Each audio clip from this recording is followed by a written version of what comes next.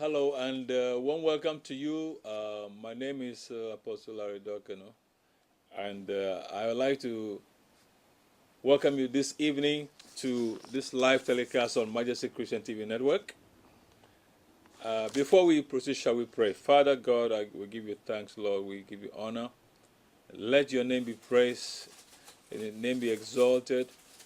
Let the word we are about to hear bring blessing and transformation into our lives. I thank you for this privilege in Jesus' name. Amen. So I want to welcome. I want to speak on covenants. So I'm going to do a series, a couple of teachings on covenants, and this in this segment I'm speaking on what I titled the power behind a covenant. Now, a covenant is a very serious and important thing.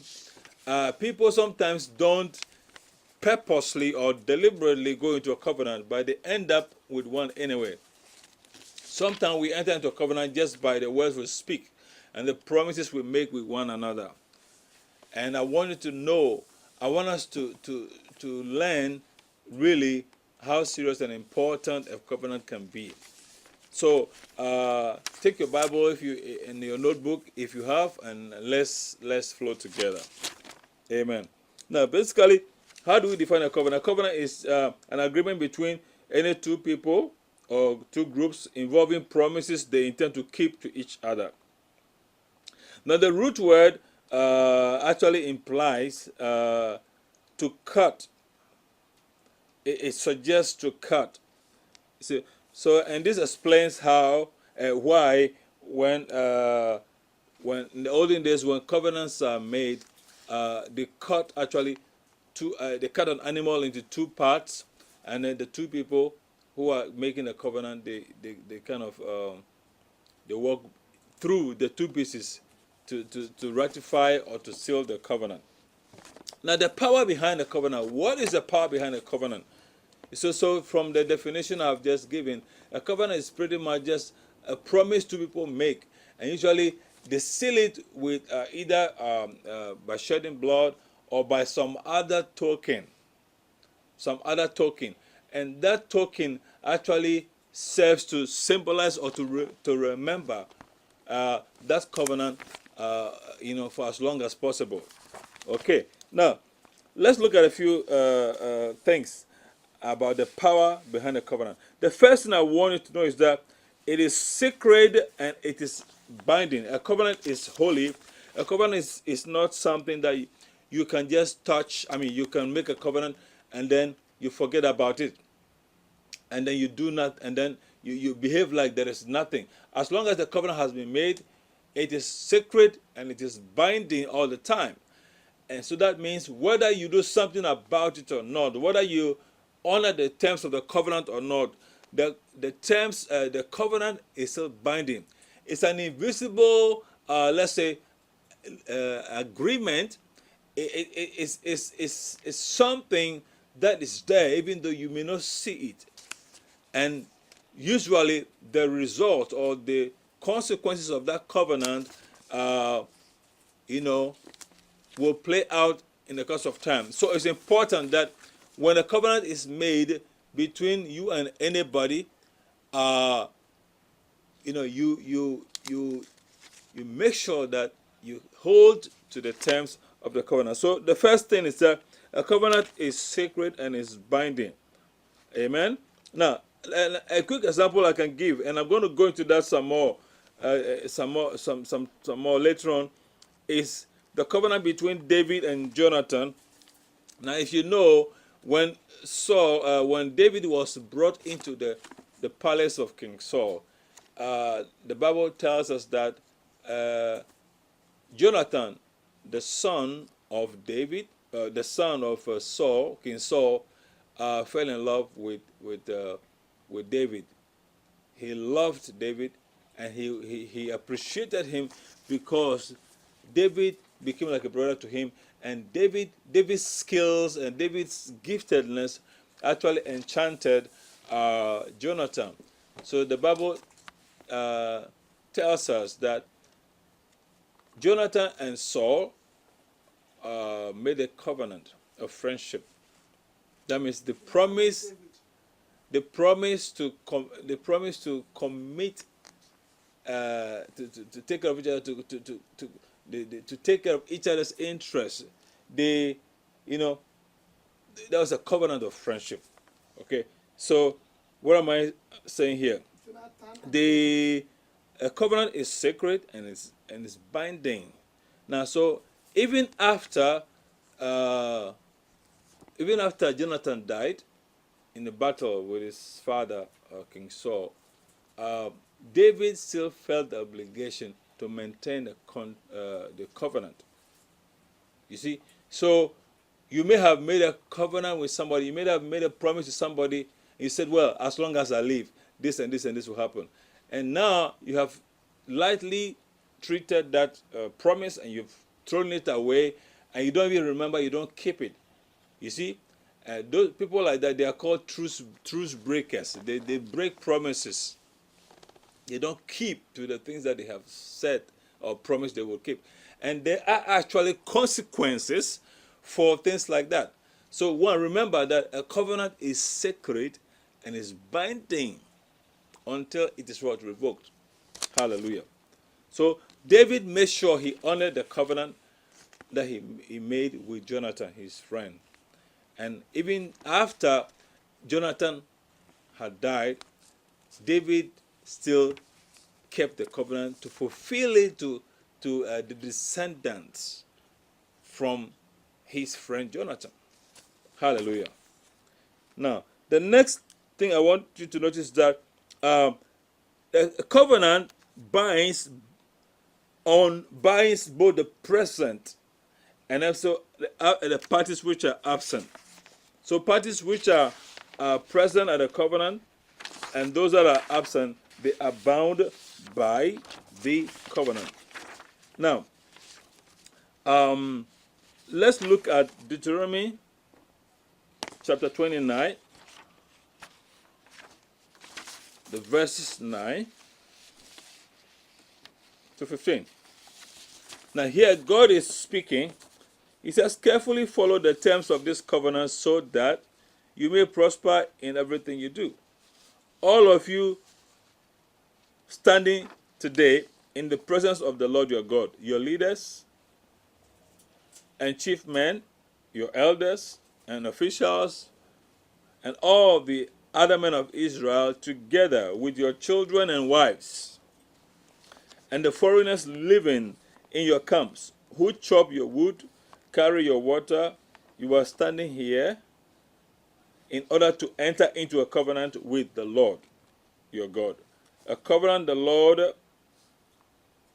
is making with you this day and sealing with an oath to confirm you this day as his people. So here, a covenant was being sealed by what? An oath. Some people sometimes make a promise to one another, and they swear an oath, you know. But the thing is that have you, or are you taking seriously? Did you take seriously that oath you swore, that promise you made to maybe to your husband or to your wife, and especially in the realms of marriage. Marriage is actually another very important covenant. People make a vow to themselves and they don't keep the vow. And don't forget that that marital vow is binding and is sacred. A vow between two friends also is sacred and is binding. Hallelujah. Now, another simple covenant you might want to consider is a covenant, let's say, between an employer and an employee. You see? So somebody might have might take up a job, you sign a contract, you are looking for a job, so you get it, and then you sign it, and then you start working. And after some time, you begin to dishonor terms of the contract, like you are going to work late or you are absenting yourself.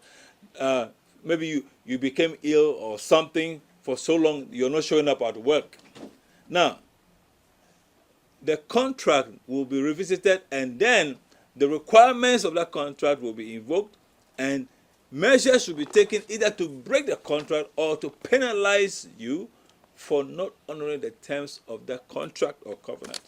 So these are samples or examples of covenants that are binding and which should be taken seriously. Now let me finish the scripture I was reading. So the Lord now say He's sealing this covenant with an oath to confirm you this day as His people, that He may be your God as a promise, you and as He swore to your fathers Abraham, Isaac, and Jacob. I am making this covenant with its oath, not only with you who are standing here with us today in the presence of our God, but also with those who are not here today. You see, so clearly, that covenant was between who? God and His people.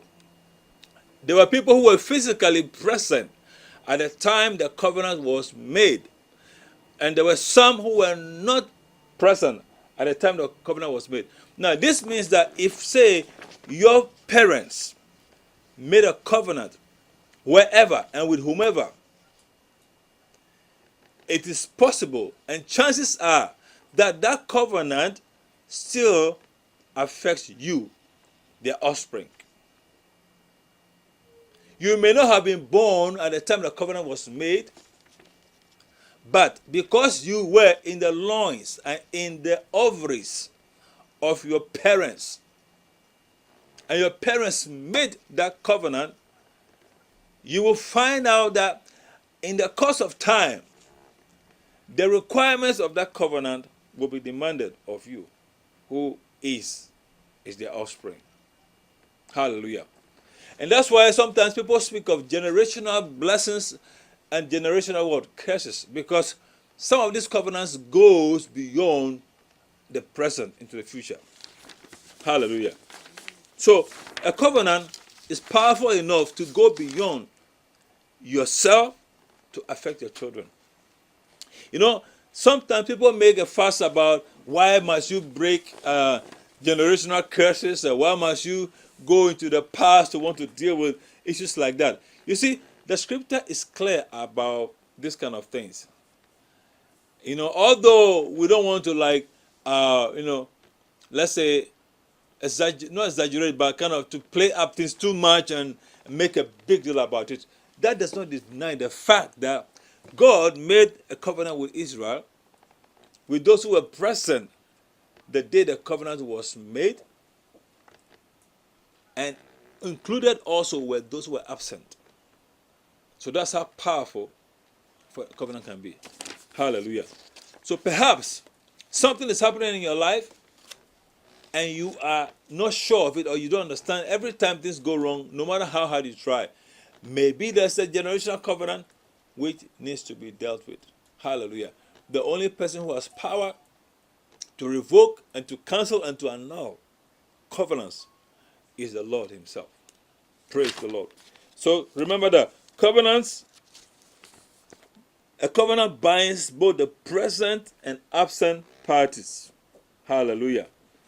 Then the third point I want you to realize is that a covenant is not limited to any geographical location. That means if you are in a covenant, or you have been brought into a covenant by reason of your family relationships or ties, the covenant will follow you wherever you go. You are on earth, it will follow you. You are not on earth, it will follow you. You are in the grave, the covenant is there. It's affecting you wherever you are. So the covenant is actually, let me not go too far now. When, of course, people die, they are released from the demands of the law and also of covenants, for that matter. But the point here is that as long as you live here on earth, no geographical location can hinder a covenant from working.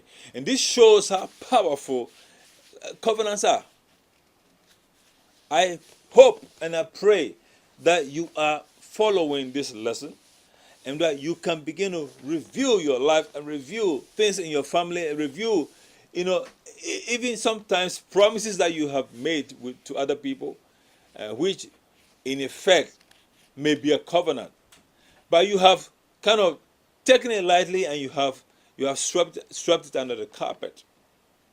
I pray that this message or teaching will open your eyes and help you to take things seriously. No, if you were like David, you would have said, "Oh, after all, my friend Jonathan has died. So, well, the covenant or the promise was between myself and him. So, once he's dead, then the covenant is over." You see? But it did not happen that way. David took the covenant seriously, that he extended the benefits of the covenant to the son of Jonathan, Mephibosheth. Hallelujah. And so we have to realize this, that we don't take lightly promises, commitments we make, especially when we vow a vow, especially when we make, we make a promise before God. We must take it seriously. Hallelujah. It's a story in the book of Joshua about the Gibeonites who made a covenant with Joshua. Those days, Joshua was really on the rampage. He was possessing, fighting his way into the promised land. And the Gibeonites came and they lied and they deceived him in order for him to make a treaty with them. And immediately the treaty was made, Joshua could not say, "Oh, I found out that you guys deceived me. Well, forget about that contract, that covenant. I'm not going to hold on to it. I'm not going to honor it." You see, this is how many times we carelessly, get ourselves into trouble, because we utter things and we go back on what we have uttered. We speak things and we change our minds quickly and we say, "Oh, no. Oh, you lied to me, so forget it. Put it aside. You don't put things like that aside, because the consequences will be demanded on you. The Lord, who watches over things like that, will demand an account of you one day. So, as you are listening to me, I need you to carefully and honestly, and with the help of the Lord Almighty, review and remember promises you have made, commitments you have made to man and to God, to people who perhaps you have become even enemies with. But evaluate those things and check it out. Did you live up to the terms of the promises you made? Did you fulfill the terms of the covenant? Because if you didn't, you're going to get the repercussions of that. It is so sad how people treat promises they make. They say, "Well, after all, it's between me and him, between me and her, so forget about it." But the consequences will always catch up with you along the line. Hallelujah. So, covenants, are not limited to geographical locations, and even goes beyond persons into their ancestry, down the line, the generation. People can experience the effect of covenants which have been made many years back. Praise the Lord. Let me see if I can read a scripture from Deuteronomy chapter 30. Deuteronomy chapter 30, verses 1 to 5. It says, "When all these blessings and curses I have said before you come on you, and you take them to heart, wherever the Lord your God disperses you among the nations, and when you and your children return to the Lord your God, and obey him with all your heart, with all your soul, according to everything I command you today, then the Lord will restore your fortunes and have compassion on you and gather you again from all the nations where he scattered you. Even if you have been banished to the most distant lands under the heavens, and from there the Lord your God will gather you and bring you back. He will bring you to the land that belonged to your ancestors, and you will take possession of it. He will make you more prosperous and numerous than your ancestors. So clearly, the Lord is saying to Israel, even if you are carried away into exile, they send you far away, even from your home country, the promises are made, the covenant which are made, they are binding. They are binding on you. So geographical location or distance will not annul the requirements and my responsibility towards fulfilling the terms of the covenant. Hallelujah. Isn't that awesome? So imagine that God makes a covenant of peace, a covenant of blessing with you. No matter where you go upon this earth, that covenant will work. Hallelujah. That covenant will engineer favor on your behalf. That covenant will cause you, even when you are in a dry land, you will prosper there. You will succeed there. You will increase there. You will go forward there. And that's why when Isaac was in the land of the Philistines, they could not understand why and how the man was prospering when they were going through tough times. And so they became afraid of him, and they said, well, you have become too great. You must leave us now. And they tried to push him away. You see? Why? They didn't know that Isaac was under a covenant which had been transferred, or which had transcended him from his grandfather, from his father Abraham. Hallelujah. And that same blessing, of course, went down into affect Jacob and the rest of the Israeli nation, as we know.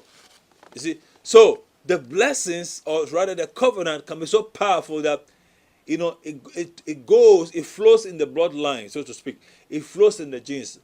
I prophesy over you that the Lord will cause his covenant of blessings and favor to touch your life, and that it will go beyond you in Jesus' name. Hallelujah. So it is good to realize that geographical location does not limit the covenant from being active. Hallelujah. Then let me add one more, and then to wrap up this particular phase. It's important for you to realize that there are negative consequences for breaking a covenant. There are very, very dangerous consequences for breaking a covenant. Most people who play with covenants and they speak words, and before you know, they turn their back on their words, they will suffer terribly, because God watches over covenants. He's the administrator of covenants. Whether you are righteous or unrighteous, the moment you make a covenant, God will require of you to honor it.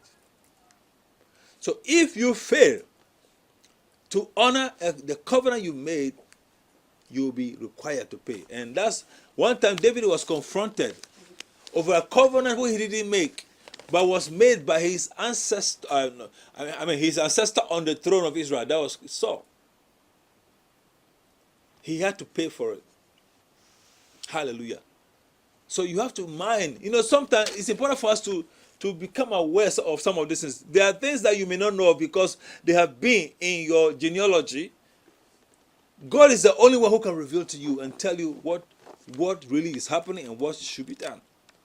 And so once you have this understanding of the power of covenants, and you are constantly facing a particular issue in your life, then you can go back to God and say, God, what is happening? In fact, that's one of the things which David did.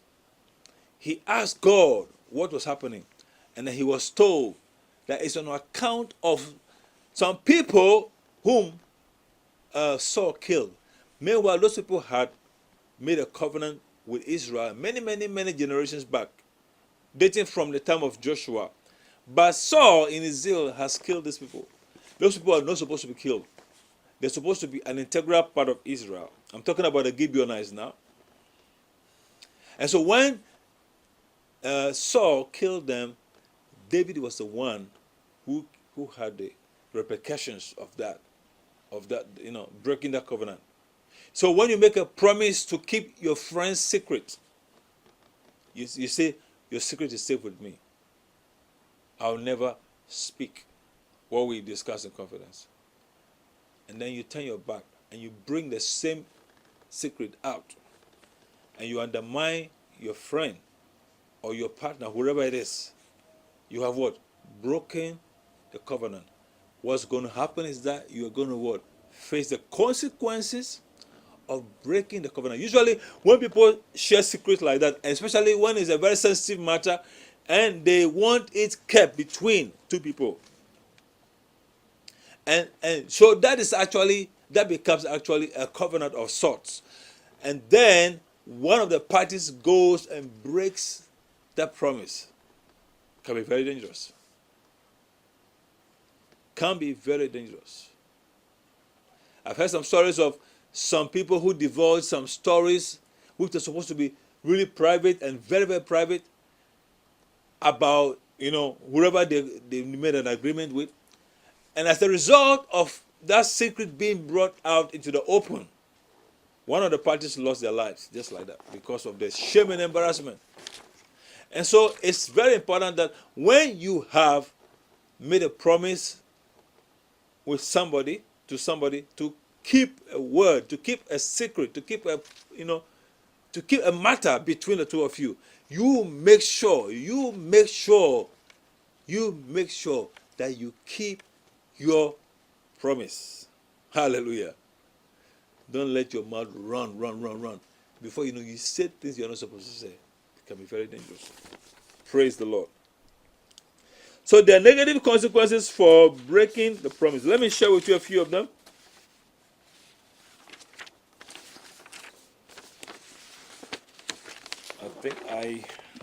Let me get it from my Bible directly here. Deuteronomy chapter 29.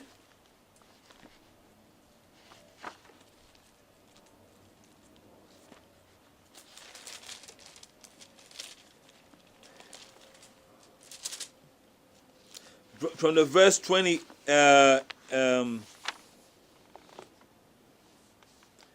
the verse 18, Deuteronomy 29 from the verse 18 says, make sure there is no man or woman or clan or tribe among you whose heart turns away from the Lord our God today. Let me take it again. Make sure that there is no man or woman or clan or tribe who's among you today whose heart turns away from the Lord your God to go and worship the gods of those nations. Make sure that there is no root among you that produces such bitter poison. Verse 19. Then when such a person hears the words of this oath, he invokes a blessing on himself, and therefore thinks, I will be safe, even though I persist in going my way.